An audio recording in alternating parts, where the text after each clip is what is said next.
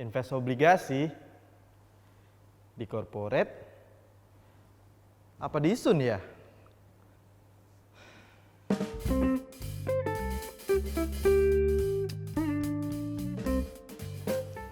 Oke, teman-teman. Hari ini kita akan ngomongin sesuatu yang berbeda yang mungkin jarang saya omongin karena biasanya saya ngomong tentang saham. Hari ini kita akan ngomong tentang obligasi. Ya, obligasi. Apa sih obligasi? Basically, obligasi itu adalah instrumen investasi di mana kita membeli surat utang yang diterbitkan oleh pihak lain. Sebenarnya ada dua jenisnya. Satu, surat utang yang diterbitin sama perusahaan atau kita biasa menyebutnya emiten. Nah, surat utang ini juga jangka waktunya bisa berbeda-beda. Bisa 1 tahun, 2 tahun, 3 tahun, atau bahkan paling lama ada yang sampai 7 tahun.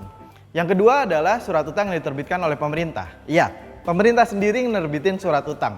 Namanya surat utang negara biasanya mereka menyebutnya.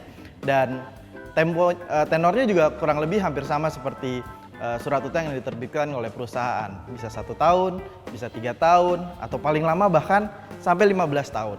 Jadi intinya kita membeli utang yang diterbitkan oleh pemerintah kita sendiri selama 15 tahun ke depan. Nah, terus untungnya apa sih kalau kita beli obligasi? Oke, mungkin obligasi ini agak berbeda dengan saham. Kenapa? Karena obligasi ini biasanya menawarkan bentuk investasi yang lebih defensif, yang lebih konservatif, yang lebih aman lah ibaratnya, dengan fluktuasi pergerakan harga yang tidak terlalu besar, tidak seperti saham. Terus untungnya apa? Udah nggak ada fluktuasinya, harganya mungkin nggak naik, tapi kan harganya nggak turun. Sehingganya itu yang membuat nilai investasi kita lebih terjaga. Keuntungan kedua adalah obligasi ini selalu memberikan kupon. Kupon adalah bunga yang dibayarkan kepada pemilik surat berharga tersebut yang dibayarkan oleh penerbitnya, antara lain emiten atau pemerintah kalau kita investasi di Sun. Nah, teman-teman harus tahu bahwa dalam 2 tahun terakhir ternyata lebih cuan kalau investasi di obligasi loh.